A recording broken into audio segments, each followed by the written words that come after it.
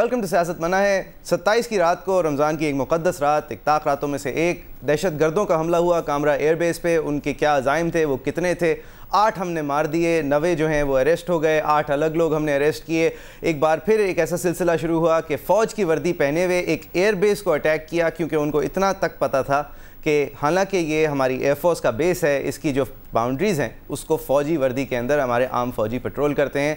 इनके अज़ाइम क्या थे, इनके टारगेट क्या थे, इसके ऊपर बहुत अलग अलग आरा सामने आ रही हैं। इंटरनेशनल पेपर्स ये रिपोर्ट कर रहे हैं कि इन इलाकों में कामरा के बेस के ऊपर जैसे हमारी फैसिलिटीज़ पे हम लोग अपने न्यूक्लियर एसेट स्टोर करते हैं, अलग तरफ से ये बात आ रही है कि तालिबान ने इंतकाम लिया पाक अफवाज से और पाकिस्तान एयरफोर्स से, क्योंकि उनके ऊपर ये इल्ज़ाम लगाते हैं कि वो ड्रोन अटैक्स के अंदर अमेरिकन की मदद करते हैं। हमारे आज मेहमान हैं सलीम साफ़ी साहब और हाजी अदील, सेनेटर हाजी अदील साहब। हम आज मौजू ये होगा कि दहशत गर्दी और इंतहा पसंदी के ख़िलाफ़ जो जंग है, उनके तरफ से अगर उनके अटैक्स ज़्यादा ऑर्गेनाइज्ड हो रहे हैं, अगर उनके अटैक्स ज़्यादा डेंजरस हो रहे हैं, तो हमारी रिप्लाई क्या है? और अगर इंटेलिजेंस के बारे में हम फेलियर्स की बात करते हैं कि हमें पता नहीं, 5 साल से उसामा बिन लादेन साहब एबटाबाद में तशरीफ़ रखते थे, उनकी बेगमात, उनके बच्चे, उनके बकरे, उनकी मुर्गियाँ, तो इसको इंटेलिजेंस फेलियर कहते हैं। लेकिन इसकी तो इंटेलिजेंस रिपोर्ट थी, अखबार में आम शाया हुई थी कि 27 और 28 रमज़ान के बीच में हमला हो सकता है, और हमला हुआ। क्या इस वजह से हमारे सिर्फ 2 लोग शहीद हुए? क्या इस वजह से हम लोग तकरीबन ऑर्गेनाइज थे, तकरीबन प्रिपेयर्ड थे? मैं शुरू करना चाहूँगा सलीम साहब, आपकी इजाज़त से मैं सेनेटर हाजी अदील साहब से शुरू करना चाहूँगा, क्योंकि उनके ओहदेदार जो हैं वो बराह रास्त अफेक्टेड हैं। पहले सिर्फ खैबर पख्तूनख्वा में अफेक्टेड हुआ करते थे और कराची के अंदर ये इंटीरियर पेटी लड़ाइयों में अफेक्ट होते थे, लेकिन अब बशीर जान साहब पे हमला हो रहा है। ख़बर ये आम है सर कि तहरीक तालिबान जो कराची के कुछ इलाकों में, जो कि पश्तून ज़्यादा आबाद हैं वहाँ पे बिलखुसूस उन्होंने अब अपना एक ढांचा रखना शुरू कर दिया है, एक तंजीमी ढांचा, एक तंजीमी बुनियाद इस तरह रखनी शुरू कर दी है कि आप लोगों को अब बराह रास्त टारगेट कर रहे हैं। आपके जो 4 लोग मारे गए पिछले हफ्ते, जो आपके तंजीमी रुकन थे, और फिर बशीर जान साहब पे जो हमला हुआ था, वो इसी कड़ी का एक सिलसिला है। क्या आप इस बात की तस्दीक कर सकते हैं? देखें, तस्दीक तो मैं किसी चीज़ की भी नहीं कर सकता हूँ, लेकिन जो हमारे तासात हैं, जो हमारी इंफॉर्मेशन है, जो हमारे ज़राए हमें बताते हैं कि, और ख़ुद तालिबान की तरफ से बयान आया है कि हम कराची में और कहीं भी हमारे मुतल्लक, हमारे सूबे के मुतल्लक तो बहुत पहले कई मरतबा वो बयान दे चुके हैं कि ये हम इनके पार्लियामेंटेरियंस को नहीं छोड़ेंगे, उनकी फैमिलीज़ को नहीं छोड़ेंगे, इनके अहदेदारों को नहीं छोड़ेंगे। आपने देखा है हमारे सदर जनाब असफंदियार वली ख़ान पे हमला हुआ, उनकी बहन पे हमला हुआ, इफ्तिखार मियाँ के बेटे को शहीद कर दिया गया, हमारे 2 प्रोविंशियल असम्बली के साथी शहीद कर दिए गए, हमारे MNAs के बेटों को, भाइयों को लाइन पे रखकर स्वात में मारा गया। तो ये तो छुपी बात नहीं है कि तालिबान इसलिए हमारी मुखालफत करते हैं, दहशतगर्द इसलिए हमारी मुखालफत करते हैं, अलकायदा इसलिए हमारी मुखालफत करते हैं कि हमने पहले दिन से इनकी दहशतगर्दी की मुखालफत की है। हमारे दिल में इनके लिए कोई सॉफ्ट कॉर्नर नहीं है। हाजी साहब, आप रोशन ख्याल लोग हैं ना सर, आप रोशन ख्याल लोग हैं, हम रोशन ख्याल हैं कि नहीं है? देखें, हम रोशन ख्याल हैं, ये नहीं अलग मसला है। सवाल ये है कि हमारे मुल्क पर एक गैर मुल्की तंजीम अलकायदा, जिसमें अरबी भी हैं, अफ़गानी भी हैं, सूडानी भी हैं, चिचन्स भी हैं, पता नहीं कहाँ से लोग जो हमारी पिछली हुकूमतों ने जमा किए हैं, वो लोग हमारे मुल्क की ज़मीनों और हमारे मुल्क के इलाकों की खिलाफवर्जी कर रहे हैं। देखिए, पार्लियामेंट ने भी कहा है कि हर किस्म के जंगजू जो है हमारी सरजमीन से निकल जाए या उनको निकाल दिया जाए। अब वो इस हद तक गए हैं कि उन्होंने GHQ पे हमला किया, उन्होंने नेवल बेस पे हमला किया, वो फ़ख्र से कहते हैं कि हमने कामरा पे हमला किया है, हमारे जो कीमती एसेट्स हैं उनको तबाह करना चाहते हैं। FIA के दफातर पे हमला हुआ है, ISI के दफातर पे हमला हुआ है। अब तो ये फ़ौज का फ़र्ज़ है। ये फ़ौज, देखें, स्कूलें तबाह कर दी जाती थी, हमारे बाज़ारों में ख़ुद का शमले होते थे, हमारी सियासी लीडरों पे हमला होता था, जमीयत उलमा पे के लीडर पे हमला हुआ है, शेरपाव की पार्टी शेरपाव खान पे हमला हुआ है, जमात इस्लामी तक के जलसे में भी हमला हुआ है किस्साखानी में।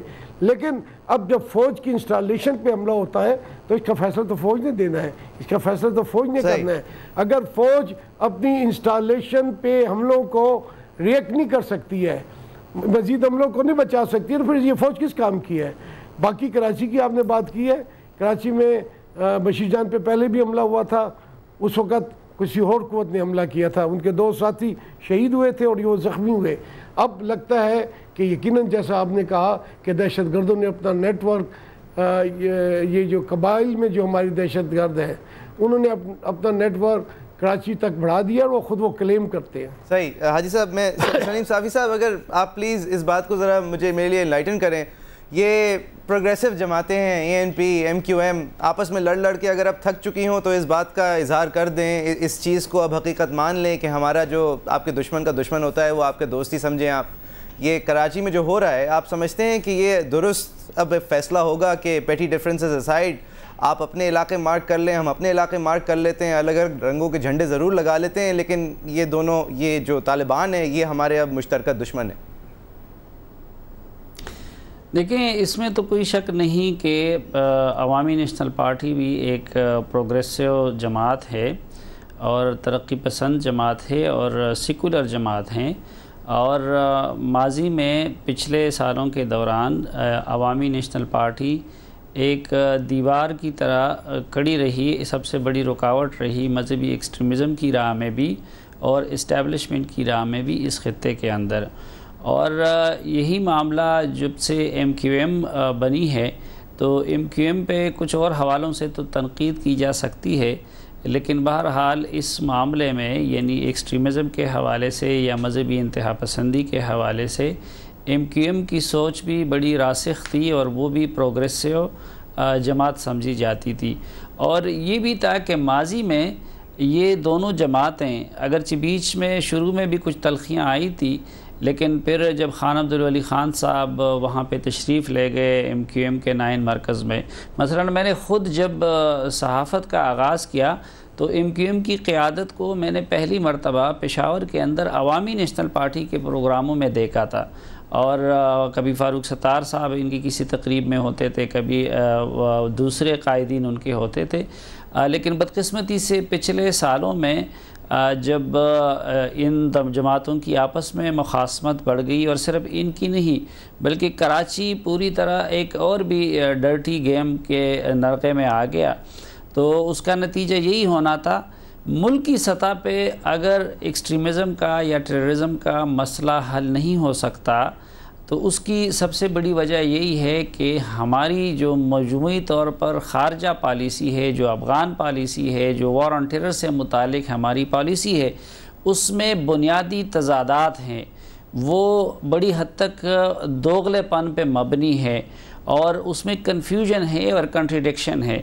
यही वजह है कि एक 7-8 लाख फ़ौज रखने वाली एक रियासत जिसमें इंटेलिजेंस इदारे भी हैं, जिसमें पॉलिटिकल लीडर्स भी हैं, और वो पूरी रियासत इन लोगों के आगे अब नाकाम और बेबस नज़र आती है।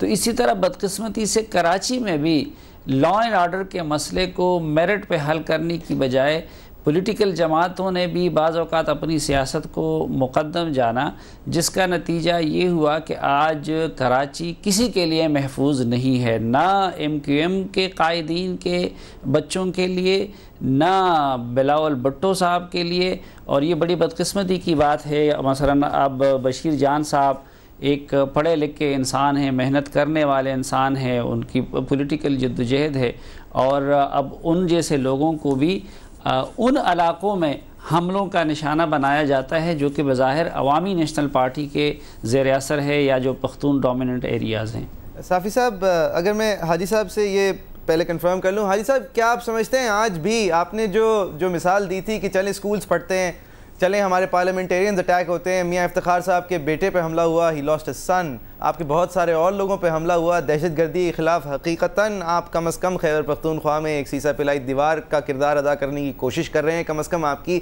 दरमियानी और अपर लेवल क़यादत और आपके ग्राउंड वर्कर्स भी, चाहे आपके लीडर्स जो हों उनको सिक्योरिटी रीज़न्स की वजह से वो इतना नुमाया ना रह सके हों, लेकिन सर आप समझते हैं कि ये तफरीक करना जो है वो आज भी होगी कि चलें स्कूल्स फाड़ दिए, चलें हमें मार दिया, अब तो फ़ौज को मार रहे हैं, अब कुछ कर लें, ये डिसीजन होना चाहिए सर?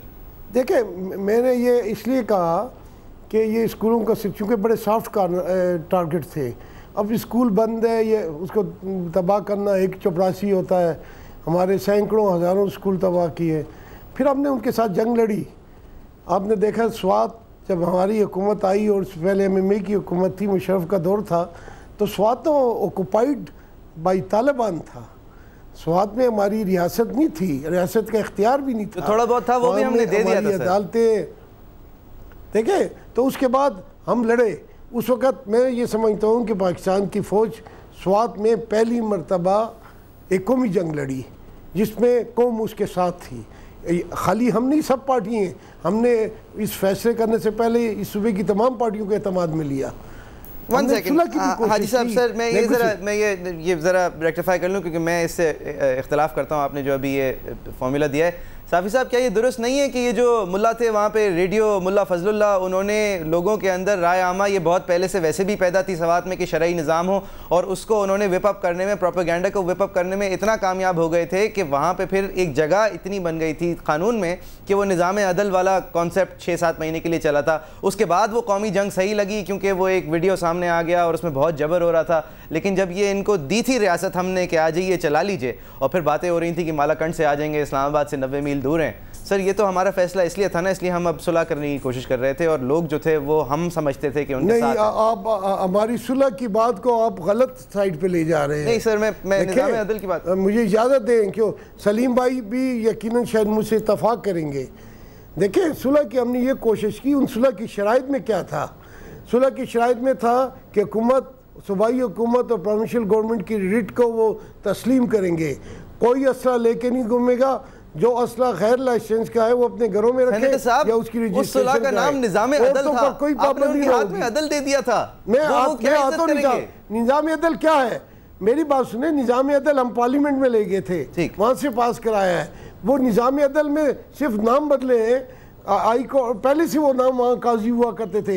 ये तो शेरपाव के ज़माने में जब वो वज़ीर आला था ये सिस्टम वहाँ हुआ। हमने हाई कोर्ट के अंदर किया, हाई कोर्ट का बेंच वहाँ बनाया और अपील के लिए सुप्रीम कोर्ट का बेंच, उनके सिर्फ नाम बदले हैं। जो काजी का नाम, मजिस्ट्रेट को काजी का नाम दिया गया पाकिस्तान के कानून के मुताबिक। मैं साफ़ी साहब से ये क्लैरिफाई कराना चाह रहा हूँ। साफ़ी साहब, आप समझते हैं कि ये इतना क्लियर कट था, और आज सवात के अंदर जो फ़ौज के लिए तासुरात हैं, क्योंकि हमारी फ़ौज आखिर में, मतलब आपकी फ़ौज फ्रंटियर्स के गार्डियंस होते हैं, जब आप उन्हें अपने मुल्क के अंदर बिठा देते हैं और हर आदमी एक सिक्योरिटी थ्रेट होता है, तो इतनी पॉजिटिविटी से नहीं देखा जाता। ये कोई भी फ़ौज के साथ आप अगर कर लें, अगर अमेरिकन फ़ौज को आप न्यूयॉर्क में बिठा दें और 6 महीने तक वो बैठी रहे, साल तक बैठी रहे, तो उसके लिए तासुरात कुछ फ़र्क होंगे। आप समझते हैं कि ये एक कौमी जंग थी सवात में, या आप समझते हैं कि इसको रोका जा सकता था और ये अगर हम मुआहदे नहीं करते तो इस हद तक नहीं पहुँचते? असल में जाफरी साहब देखें कि हमारे यहाँ एक गलती ये हो जाती है कि बाज़ औक़ात हम जुज़ को लेके उसे कुल समझ ले लेते हैं या कुल बना देते हैं, और फिर उसको एड्रेस करके हम इस गलतफहमी में अपने आप को और कौम को मुब्तला करने की कोशिश करते हैं कि इस जुज़ को एड्रेस करने से मसला हल हो जाएगा। मसलन स्वात भी एक जुज़ था, न कि ये पूरे कज़िए की जड़ स्वात था। और इसी तरह अब कुछ लोग कह रहे हैं ना कि नॉर्थ वज़ीरिस्तान में ऑपरेशन कर लो तो सब कुछ हल हो जाएगा। मैं आज भी यहाँ पे ये अर्ज़ कर रहा हूँ कि नॉर्थ वज़ीरिस्तान में ऑपरेशन एक नहीं 1000 भी अगर कर लिए जाएँ, लेकिन अगर हमारी मजमूई रियासती पॉलिसी यही है, हमारी खारजा पॉलिसी, हमारी अफ़गान पॉलिसी, हमारी बाकी रीजन और अमेरिका से मुतालिक अगर हमारी पॉलिसी है, तो एक नहीं 1000 भी ऑपरेशन कर लें नॉर्थ वज़ीरिस्तान में, ये मसला हल नहीं होगा, मज़ीद बढ़ेगा। स्वात की हद तक, इस हद तक, यानी मेरी अपनी एक तालिब इल्माना राय ये है कि स्वात के मामले में अवामी नेशनल पार्टी की हुकूमत से मुत्तहिदा मजलिस अमल की हुकूमत का जुर्म वो शायद संगीन था। सबसे बड़े गफलत का मुजाहरा इनसे पहले मुत्तहिदा मजलिस अमल की हुकूमत ने किया था, क्योंकि ये पूरी चीज़ उस दौर में वहाँ पे डेवलप भी हुई थी और फ़ौज भी इब्तिदाई तौर पर स्वात में मुत्तहिदा मजलिस अमल की हुकूमत में दाखिल हो गई थी। बाद में मैं समझता हूँ कि इस हुकूमत ने ये गलती की कि जो मुआहदा किया गया वो काबिल अमल नहीं था। यानी मुझ जैसे मामूली तालिब इल्म को भी ये अंदाज़ा था, और मेरी उस वक़्त के कालम रिकॉर्ड पे है कि मैं समझ रहा था कि इस मुआहदे को पूरा नहीं किया जा सकता, या फिर उसके बाद जो कुछ किया सब कुछ हुकूमत ने अपने आप को सरेंडर कर लिया आर्मी के सामने, और अमलन सब कुछ ये मसलन जो उनके साथ मुआहदा हुआ था ये मैं माज़रत के साथ, हाजी साहब हमारे मोहतरम हैं और इनका उस मामले में कोई कसूर नहीं है, लेकिन उस पर अवामी नेशनल पार्टी के वज़रा ने सिर्फ दस्तखत किए थे, बाकी उनके साथ वो मुआहदा तैयार किया था हमारे इंटेलिजेंस के लोगों ने। तो प्लानिंग उन्होंने बनाई, बाकी सब कुछ उन्होंने कर दिया। अच्छा, अब उसके बाद ऑपरेशन के बाद भी देखें, आज तक स्वात में पूरी तरह सिविलियन इदारे कंट्रोल नहीं ले सके, या मसलन आप देखें कि हज़ारों लोग उस ऑपरेशन में अरेस्ट हुए हैं। आज तक वफाकी और सूबाई हुकूमतें, यानी वो निज़ाम अदल तो दूर की बात है कि उसको लेटर एंड स्पिरिट के साथ इम्प्लीमेंट किया जाए, आज तक वो मामूल की अदालतें भी वहाँ पे इस्टेब्लिश नहीं हो सकी, और पिछले सालों से लोग गायब हैं, ना उनको किसी अदालत में पेश किया जा रहा है। तो मैं फिर ये अर्ज़ करूँगा कि अगर आप देखें तो मसला खारजा पॉलिसी का है, हमारे अफ़गान पॉलिसी में मौजूद इबहाम का है कि ये नहीं हो सकता कि आप सरहद के उस पार तो एक तरह के लोगों के कामयाबी के मुतमन्नी हों और सरहद के इस पार आपके लिए वो काबिल गर्दन ज़द नहीं हों। अब मैं समझता हूँ कि इस हवाले से रोल बनता है पॉलिटिकल लीडरशिप का, जरदारी साहब का और उनकी टीम का, और अनफॉर्चुनेटली कि पिछले सालों में इस मामले को मुकम्मल तौर पर मिलिट्री के सपुर्द किया गया है और पॉलिटिकल लीडरशिप अपना रोल उस तरह प्ले नहीं कर रही है। और इस हवाले से जहां दीगर इत्तेहादी जमातें ज़िम्मेदार करार पाएंगी, वहां मैं माज़रत के साथ कहूँगा, लेकिन अवामी नेशनल पार्टी की क़यादत में भी मेरे ख़्याल में कमा हक़हू अपना रोल अदा नहीं कर सकी। सही। साफ़ी साहब, एक ब्रेक की तरफ जाऊँगा सर, फिर मैं हाजी अदील साहब की तरफ आना चाहूँगा। उनसे तफसीलन मैं ये पूछना चाहूँगा कि ये सेनेटर हैं, हमारे आला जो मुकन्नना का बिगर हाउस है उसके अंदर बैठते हैं, इनके पीयर्स में से एक इंटीरियर मिनिस्टर हैं जो बीच में इंटीरियर एडवाइज़र बन गए थे और उस हाउस में से भी निकल गए थे, लेकिन इनके पीयर्स में से हैं, इनके पीयर्स में से एक डिफेंस मिनिस्टर भी हैं, हमारे वज़ीर दिफा, जिनके एक सेक्रेटरी होते हैं, जिनके एक अंडर सेक्रेटरी होते हैं, जिनके नीचे चीफ़ अवामी स्टाफ आते हैं अगर वारंट ऑफ प्रेसिडेंस कोई चीज़ है जो कि आइन का तहत आप अगर इंपॉर्टेंस देखें। खैर, इसके ऊपर बात करेंगे एक ब्रेक के बाद। पूछना ये है कि क्या वाकई में इसी तरह चलता है या फिर हाजी साहब जो है वो वाकई में इतने हेल्पलेस हैं जिस तरह सलीम साहब ने इसकी तरफ इशारा किया। आप देख रहे हैं सियासत मनाएं। facebook.com/सियासत पर जाके आप इस शो पे कमेंट कर सकते हैं, इसको फिर से देख सकते हैं। Back with you after break.